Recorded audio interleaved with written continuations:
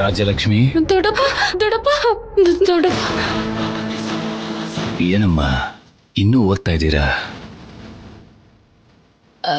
ಹೌದು ದೊಡ್ಡಪ್ಪ. ಇಬ್ರು ಓದ್ತಿದ್ದೀರಾ ಇಲ್ಲ ಭಯ ಪಡ್ತಿದ್ದೀರಾ?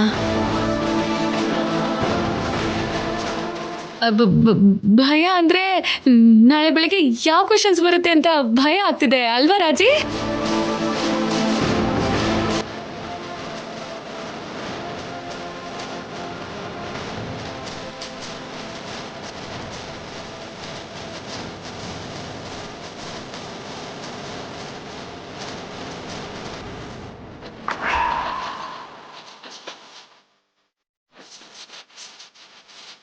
ಶ್ರೀ ಆಂಜನೇಯ, ಪ್ರಸನ್ನ ಆಂಜನೇಯ. ಅಯ್ಯೋ, ಸಿಕ್ಕಾಕೋತೀವಿ ದೇವ್ರೆ.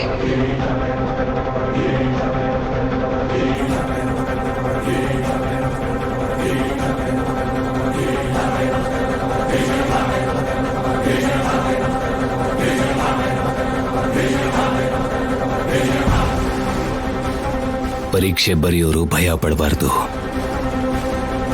ಓದ್ಕೋಬೇಕಾದ್ರೆ ಭಯ ಇರಬಾರ್ದು. ಅರ್ಥ ಮಾಡ್ಕೊಳ್ತಾ ಓದ್ಕೋಬೇಕು.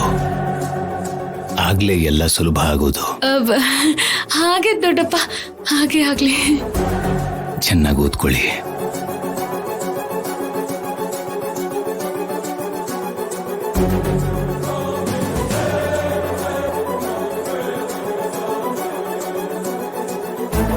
ನೋಡಿ, ನೀವಿಬ್ರು ಚೆನ್ನಾಗಿ ಓದ್ಕೊಂಡು ಆದಷ್ಟು ಬೇಗ ಮಲ್ಕೊಳ್ಳಿ.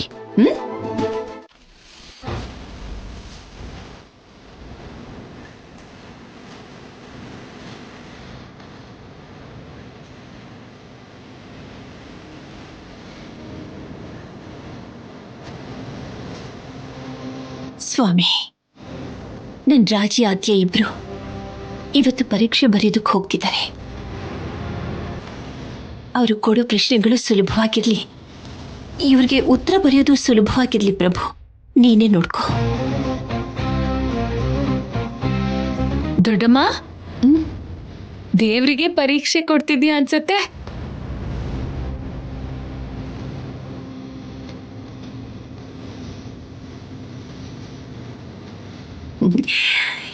ನಿಮ್ಮಿಬ್ರು ಪಾಸ್ ಮಾಡೋ ಜವಾಬ್ದಾರಿ ಈ ಶ್ರೀರಾಮಂಗ್ ಒಪ್ಪಿಸ್ತಿದ್ದೀನಮ್ಮ. ಖಂಡಿತವಾಗ್ಲೂ ಪಾಸ್ ಆಗ್ತೀನಮ್ಮ.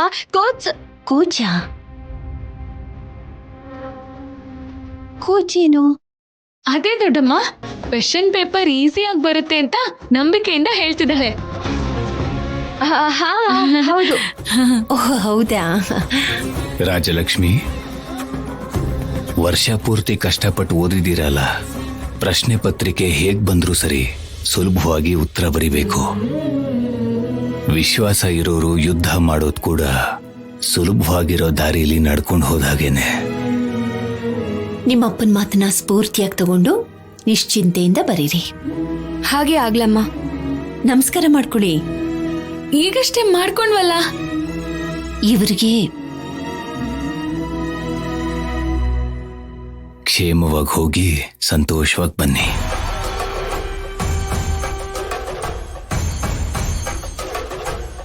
ತಗೊಳ್ಳಿ. ಇಂಕ್ ಪೆನ್ ಅಲ್ಲಿ ಎಕ್ಸಾಮ್ ಬರೆಯಕ್ ಆಗಲ್ಲ ಅಪ್ಪ, ನಮ್ಗೆ ಅಭ್ಯಾಸ ಇಲ್ಲ ಅಲ್ವಾ. ನೀರಿನ ಹನಿ ಏನಾದ್ರೂ ಬಿದ್ರೆ ಬರ್ದಿದ್ದೆಲ್ಲ ಅಳ್ಸೋಗುತ್ತೆ. ಆಮೇಲೆ ಪಟ್ಟಿರೋ ಕಷ್ಟ ಎಲ್ಲ ಗೋವಿಂದ. ಸರಿಯಾಗಿ ಒಂದ್ಸಲ ನೋಡಮ್ಮ. ಬಾಲ್ ಪೆನ್ಸಾ? ಇಂಕ್ ಪೆನ್ ಅನ್ಕೊಂಡ್ಬಿಟ್ಟೆ ಅಪ್ಪ. ನಿಮ್ಮಪ್ಪನಿಗೆ ಯಾರಿಗೆ ಏನು ಕೊಡ್ಬೇಕು ಅನ್ನೋದು ಚೆನ್ನಾಗಿ ಗೊತ್ತಮ್ಮ. ಆದ್ಯಂಗೆ ಸೀನು ಮಾವನ್ ಕೊಟ್ಟ ಹಾಗೆ ನನಗೂ ಕೋಚ್ ಸರನ್ ಕೊಟ್ರೆ ಸಾಕು ಅಪ್ಪ.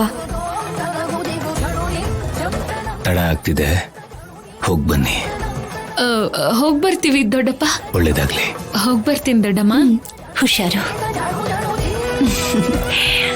ಹೊರಡಿ. ಬಾಯ್. ಬಾಯ್ ಅಮ್ಮ. ನನ್ನನ್ ಕೇಳಿದ್ರೆ ನನಗೆ ಗೊತ್ತಾಗ್ತಿರ್ಲಿಲ್ವೇನೋ? ಅವಳೇ ನನ್ನನ್ ಕೇಳಿಲ್ಲ ಅಂದ್ರೆ ಆದ್ಯ ಅಮ್ಮನ ಹತ್ರ ಕ್ಷಮೆ ಕೇಳಲಿಲ್ವಾ? ಅಂದ್ರೆ ಅಂದ್ರೆ ನಾನ್ ಸುಳ್ಳು ಹೇಳ್ತಿದ್ದೀನಿ ಅಂತಾನೇನೋ? ಇವನು ಈಗ್ಲೇ ಬದ್ಲಾಗ್ ಹೋಗಿದ್ದಾನೆ ರೀ. ಇವಾಗ್ಲೇ ನನಗಿಂತ ನಿನಗೆ ಅವಳೇ ಹೆಚ್ಚಾಗೋದ್ಲು ಅಲ್ವಾ? ಅಮ್ಮ ಅಷ್ಟೇ ಬಿಡು, ಮುತ್ ಕೊಡೋಳು ಬಂದಾಗ ತುತ್ ಕೊಟ್ಟೋಳು ಮರ್ತೋದ್ಲು ಅನ್ನೋ ಹಾಗೆ ನೀನು ಕೂಡ ಅವಳ ಪರ ವಹಿಸ್ಕೊಂಡೆ ಮಾತಾಡ್ತಿದ್ಯಾ. ಅವಳು ಮಾಡೋದೆಲ್ಲ ಮಾಡಿ ಏನು ಗೊತ್ತಿಲ್ದೇ ಇರೋಳ್ ತರ ನಾಟಕ ಆಡ್ತಿದ್ದಾಳೆ ಕಣೋ. ಬೇಡ ಕಣೋ, ನೀನು ಬೇಡ, ಅವಳು ಸಾರಿನೂ ಬೇಡ. ನಾನು ಹೀಗೆ ಸಾಯ್ತೇನೆ ಬಿಡಿ.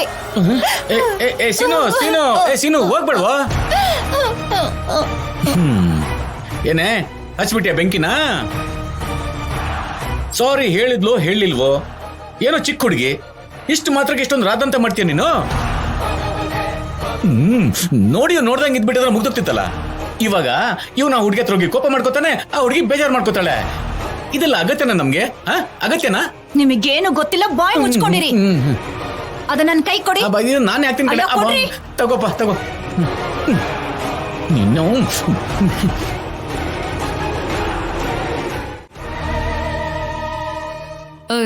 ಸೀನು ಇಲ್ಲಿದ್ಯಾ? ನಿನ್ಗೋಸ್ಕರ ಮನೆ ಎಲ್ಲ ಹುಡುಕ್ತೆ. ಅದೇನು ಸೀನು, ನಗ್ನಗ್ತಾ ಆಲ್ ದ ಬೆಸ್ಟ್ ಹೇಳ್ತೀಯಾ ಅನ್ಕೊಂಡೆ. ಅಷ್ಟೊಂದ್ ಕೋಪದಲ್ಲಿದ್ಯಲ್ಲ. ನಾನು ನಿನ್ ಬಗ್ಗೆ ಏನೇನೋ ಅನ್ಕೊಂಡಿದ್ದೆ ಆದ್ಯ. ನೀನ್ ಇಷ್ಟೊಂದು ಈಗೋ ತೋರಿಸ್ತಾ ಇದೀಯ ಅಲ್ವಾ? ಏನಾಯ್ತು ಸೀನು, ಯಾಕೆ ಹಾಗೆ ಮಾತಾಡ್ತಿದ್ಯಾ? ಅಂದ್ರೆ ನಾನು ಹೇಳಿದ ವಿಷಯ ನಿನ್ಗೆ ನೆನಪಿಲ್ಲ ಅಂದಂಗಾಯ್ತು. ನಾನು ಎಕ್ಸಾಮ್ ಟೆನ್ಷನ್ ಅಲ್ಲಿದ್ದೆ. ಆದ್ರೂ ನಿನ್ ಹತ್ರ ಹೇಗಾದ್ರೂ ಆಲ್ ದ ಬೆಸ್ಟ್ ಹೇಳಿಸ್ಕೋಬೇಕು ಅಂತಿದ್ದೆ. ನೀನು ಏನೇನೋ ಮಾತಾಡ್ತಿದ್ಯಲ್ಲ. ಏನೇನೋ ಅಲ್ಲ ಆದ್ಯ, ನಮ್ಮ ಅಮ್ಮನ ಬಗ್ಗೆ ಮಾತಾಡ್ತಿದ್ದೀನಿ. ಅಮ್ಮನ್ಗೆ ಸಾರಿ ಹೇಳು ಅಂತ ಹೇಳಿದ್ದೆ ತಾನೆ, ಏನಕ್ಕೆ ಹೇಳಿಲ್ಲ? ಓಹ್ ಅದಾ, ಹೇಳೋಣ ಅಂತ ಹೋಗಿದ್ದೆ. ಆಗ ಅತ್ತೆ ನಿದ್ದೆ ಮಾಡ್ತಿದ್ರು. ಎಷ್ಟು ನಿರ್ಲಕ್ಷ್ಯದಿಂದ ಹೇಳ್ತಿದ್ಯಾ ಆದ್ಯ.